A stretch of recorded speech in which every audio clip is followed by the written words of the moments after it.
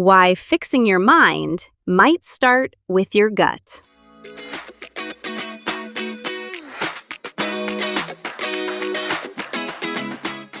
You know that feeling.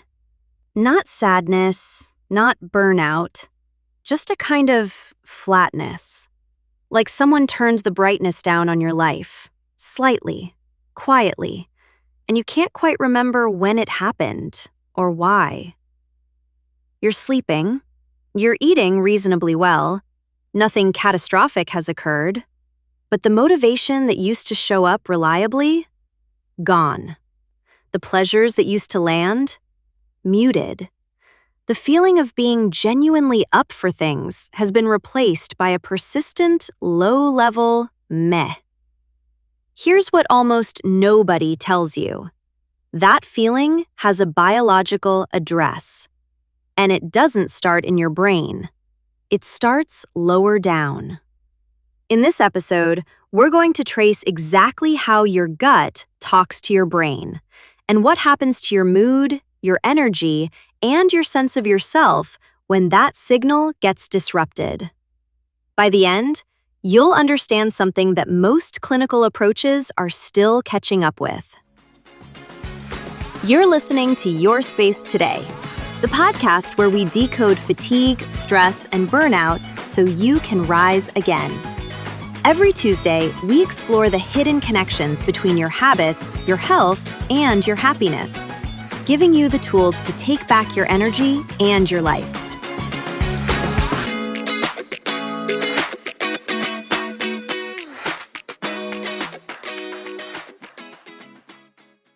Let's start with a name. Ben is 38 years old. He's a software architect, the kind of person who builds the invisible infrastructure that other people's lives run on. On paper, he's doing fine. Good job, long relationship, manageable mortgage, weekend runs. Looking back, he'd say it was perhaps 2 years ago, maybe longer, that something first felt different. But that's the thing with this kind of change. It doesn't arrive as an event. There's no morning you wake up and notice it. It accumulates in the background, quietly, until one day you realize it's been there for a while, and you can't say when it started, or name exactly what it is, or what, if anything, triggered it. What you can say is that at some point the noticing began. And once it did, the awareness itself became its own weight. He started looking for the problem. He started looking for the solution. Neither revealed itself.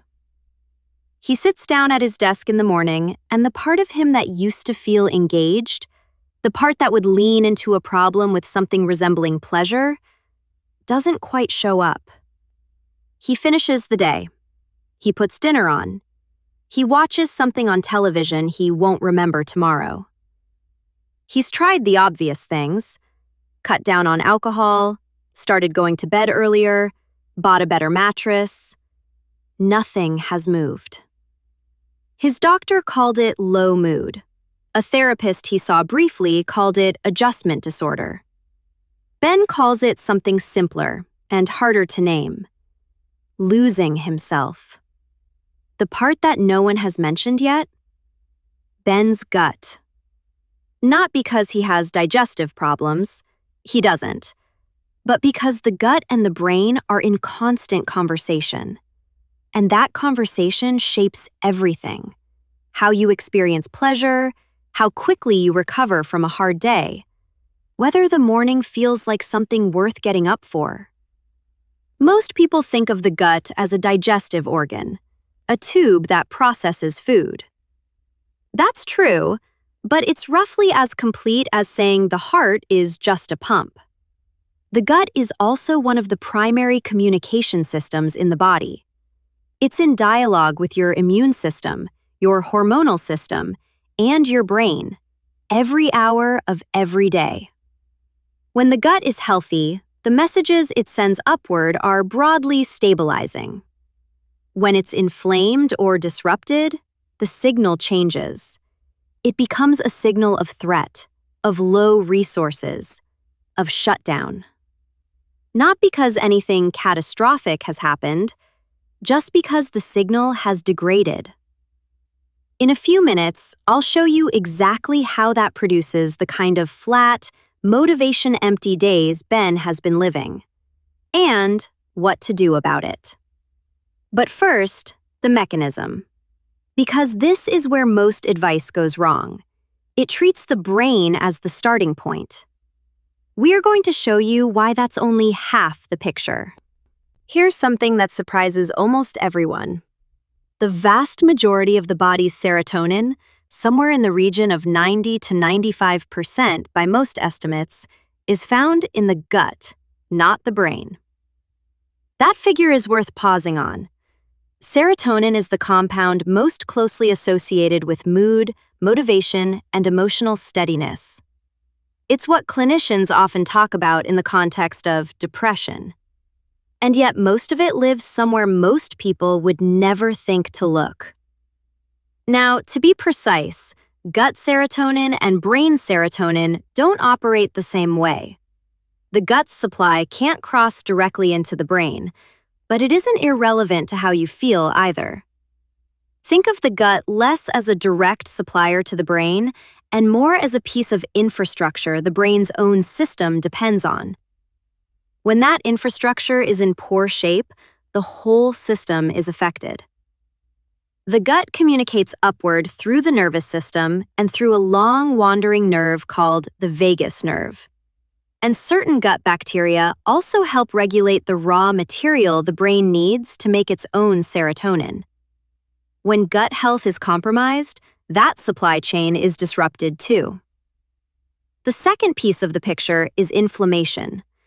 When the gut lining is chronically irritated, it starts letting things through that shouldn't be there. Those compounds travel to the brain and trigger an immune response, a low-grade brain inflammation. And that, researchers have found, is directly linked to the kind of fatigue, mental fog, and emotional flatness that doesn't quite show up on a clinical checklist, but that makes daily life feel considerably heavier than it should. The research on this is consistent.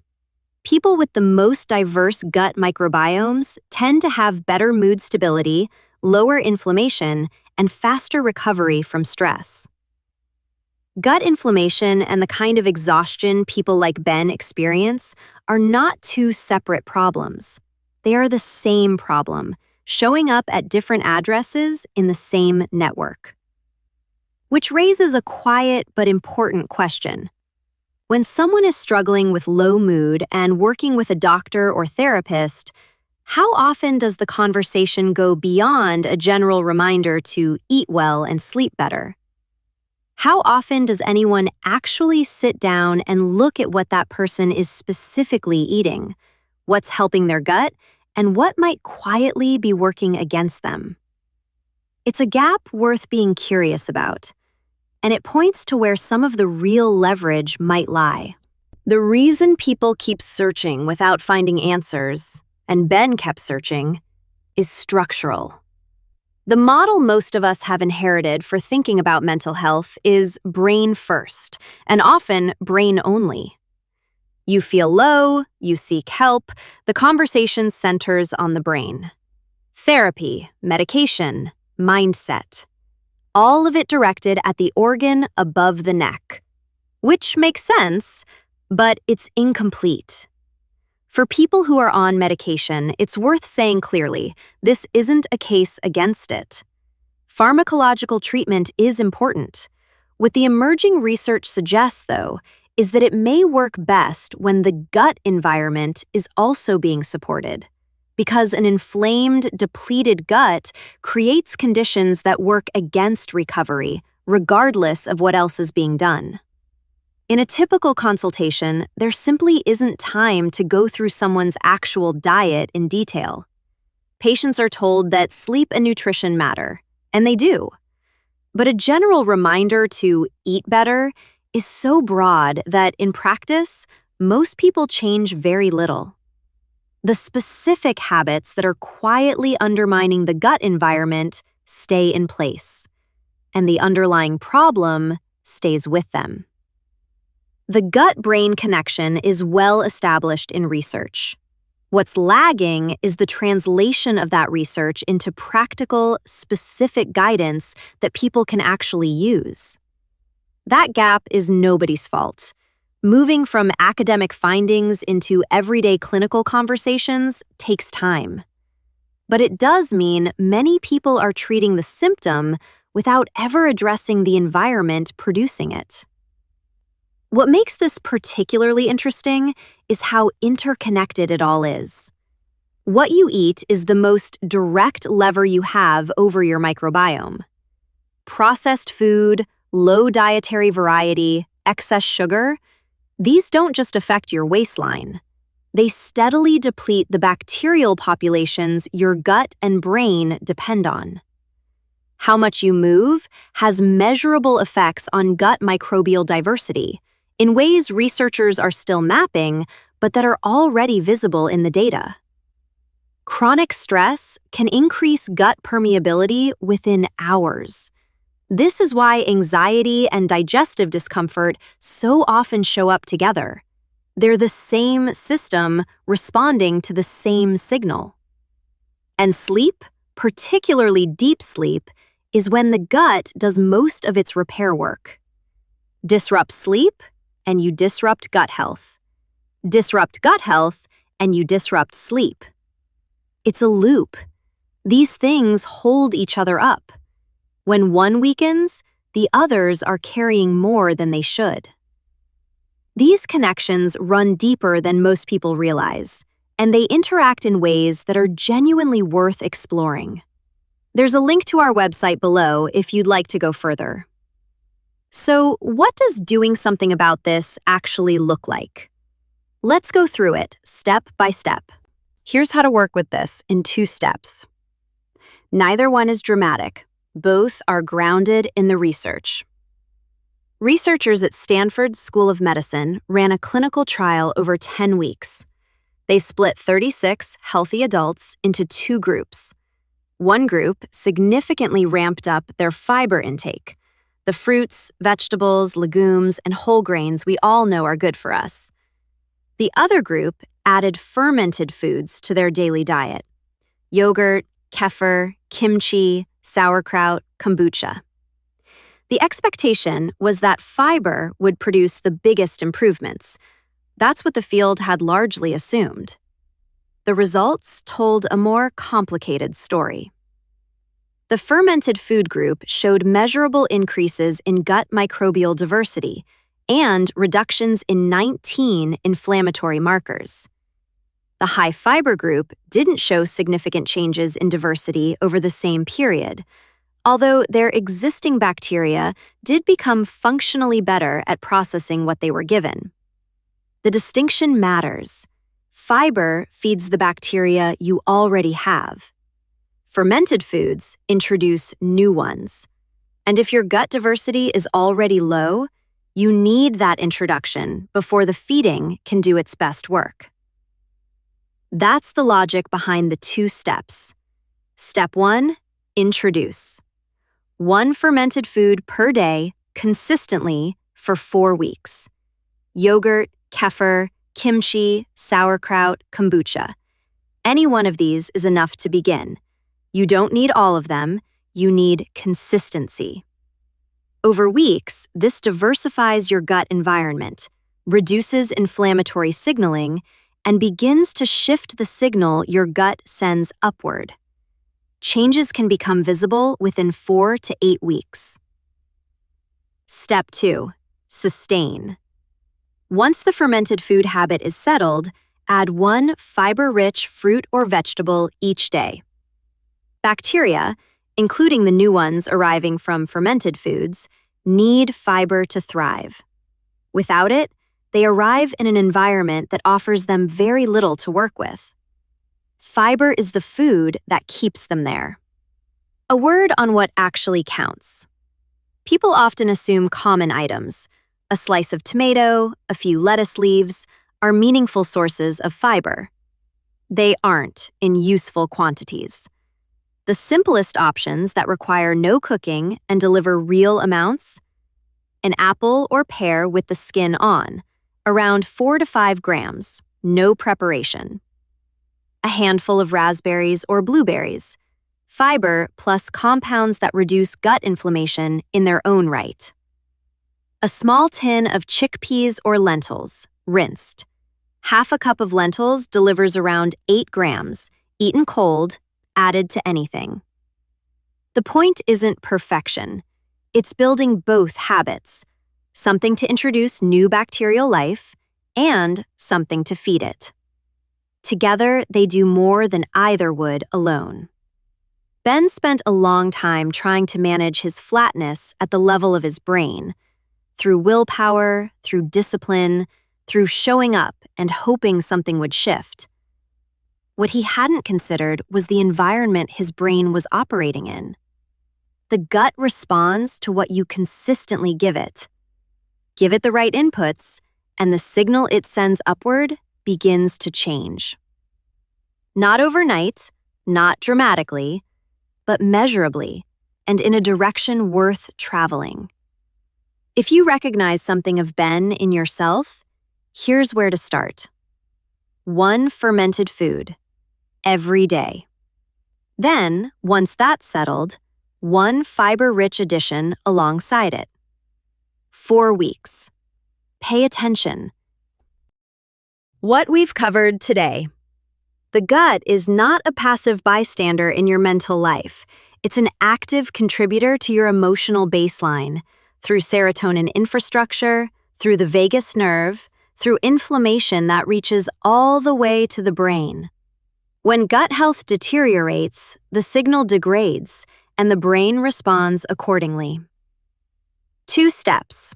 Fermented foods to introduce new microbial life. Fiber-rich foods to sustain it.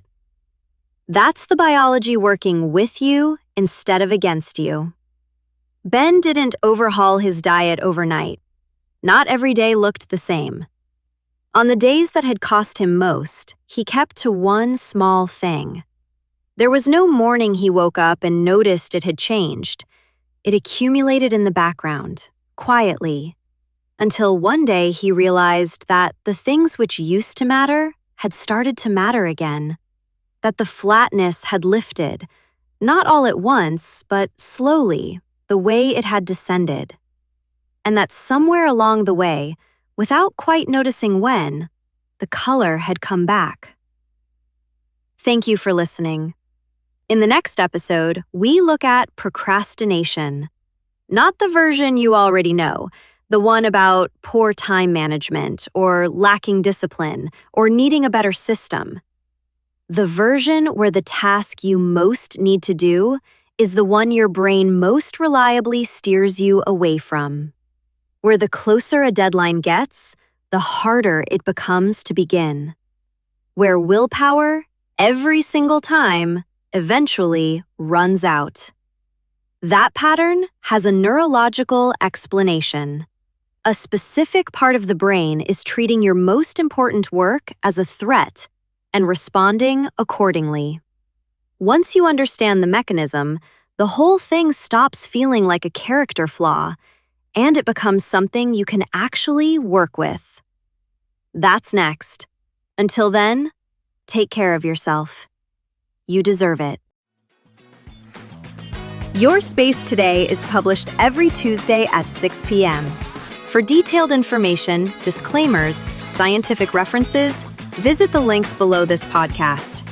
This podcast is for educational purposes only and does not constitute medical advice, diagnosis, or treatment. Always consult with your healthcare provider regarding any health concerns.